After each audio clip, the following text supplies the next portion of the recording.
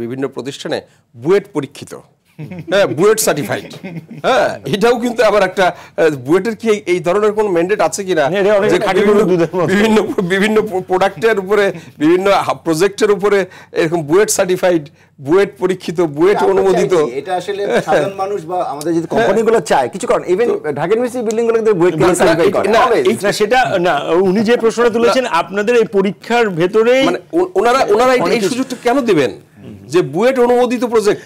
বুয়েট অনুমোদিত আমাদের কোনো প্রজেক্ট অনুমোদন দিই না, আমাদের ল্যাবরেটরি টেস্টিং হয়, ল্যাবরেটরি টেস্টিং সার্টিফিকেশন। তো এই জিনিসটাকে এইভাবে যে ব্যবহার করাটা, আমরা কিন্তু সব জায়গায় এই অবস্থাটা তৈরি হচ্ছে। হ্যাঁ, ঠিক আছে, সুবিধাটা নিয়ে যে আপনি যে প্রশ্নটা করেছেন সেটা খুব গুরুত্বপূর্ণ।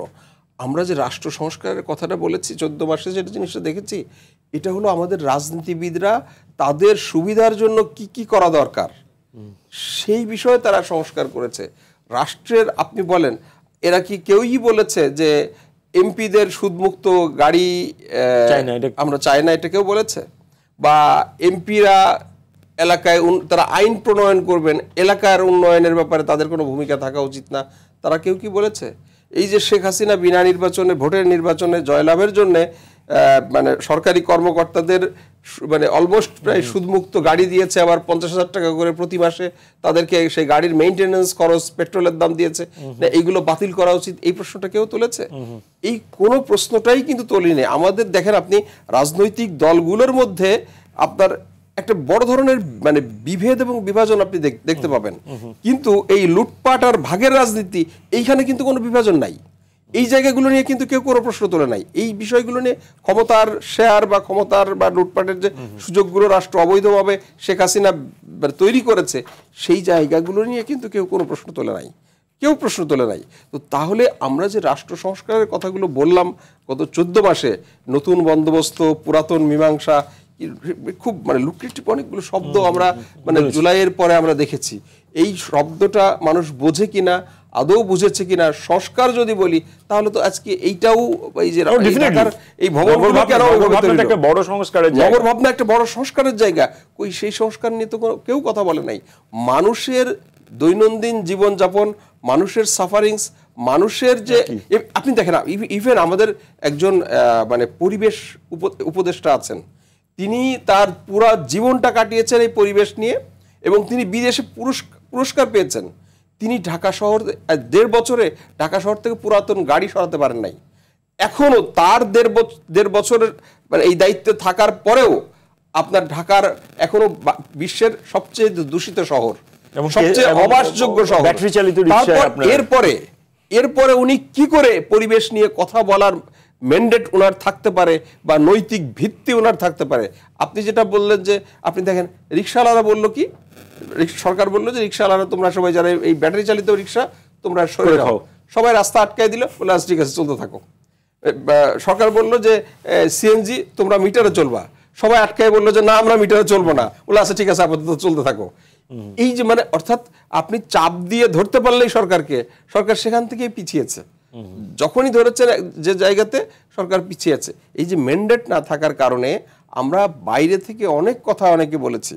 আপনি কোথাও কিন্তু আমাদের এই রাষ্ট্রের যে জায়গাটাতে আমরা ইটের ভাটা নিয়ে অনেক আলোচনা হয়েছে, কটা ইটের ভাটা আমরা এই করতে পেরেছি? আপনি এখন বুড়িগঙ্গা নদীর পাড়ে যান, দাঁড়াতে পারবেন না, এই এখন মানে দুর্গন্ধে, বুড়িগঙ্গার পানির দুর্গন্ধে আপনি দাঁড়াতে পারবেন না। ইভেন এই যে পোস্তাগুলো ব্রিজের উপরে এখন দাঁড়ানো যায় না দুর্গন্ধে, এই অবস্থায় তৈরি হয়েছে। অথচ আমাদের একজন বিখ্যাত পরিবেশ উপদেষ্টা আছে, তার পারফরমেন্সটা কি? অথচ তিনি অসংখ্য মামলা করেছেন বিভিন্ন সরকারের সময়। অনেকটা এরকম বলা যায় কিনা যে মানে রাষ্ট্র সংস্কারের চাদরে ঢাকা সংস্কারটাই ঢেকে গেল, আর হলো না। ঢাকা সংস্কার না, কোন বাংলাদেশ সংস্কারটাই ঢেকে গেছে। শুধু ওনাদের প্রয়োজন মতো, ওনাদের এই যে মানে অর্থাৎ শাসন কার্য পরিচালনার জন্য যেখানে যেখানে সুবিধা করা দরকার, সেই সুবিধাগুলো আমাদের রাজনীতিবিদরা করেছেন, আমাদের আমলারা করেছেন, এবং অন্যান্য যেসব পুলিশ বিভাগের আপনি বলেন, এই যে পুলিশ সংস্কার হয়েছে, পুলিশ সংস্কারের নানা আলোচনা হয়েছে, তার ভিতরে কি পুলিশের ঘুষ দুর্নীতি বা এইগুলো বন্ধের কোনো আলোচনা এসছে?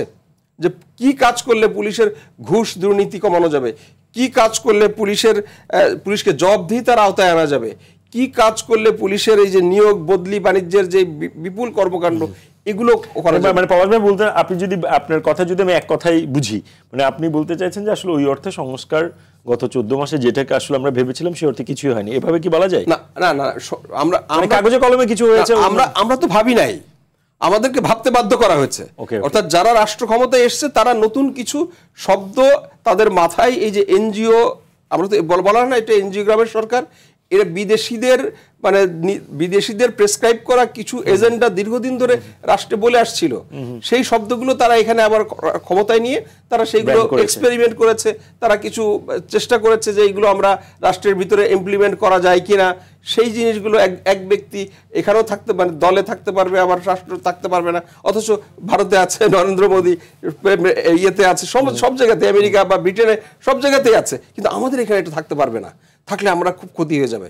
কিন্তু আমাদের রাষ্ট্রের যে, আমাদের এই যে মানে বিশাল ক্ষমতা দেওয়ার পরেও যে একজন প্রধানমন্ত্রী রাষ্ট্র পরিচালনা করতে পারে না, অনেক কিছু তার নিয়ন্ত্রণের বাইরে চলে যায়, আমাদের যে নৈতিক যে জায়গাটা সেটা আমরা ভাবি। রাষ্ট্রের ভিতরে একটা ভূমিকম্প চলে না, রাষ্ট্রের ভিতরে একটা ভূমিকম্প চলছে। তো সেই জায়গা থেকে আমাদের মনে হয় কি যে এখন, হ্যাঁ, আমরা যদি এভাবে কথাটা শেষ করতে চাই যে আমাদেরকে এই যে সতর্কতা, এটা হলো যে আমাদেরকে একটা দেয়া, মানে সতর্ক সংকেত দেয়া। আমাদের এখনো উচিত যে সতর্ক হওয়া, জেগে ওঠা, সত্যিকার ভাবে রাজুকের যিনি কর্মকর্তা তার ভবনও যদি ভাঙে তিনি চাপা পড়বেন।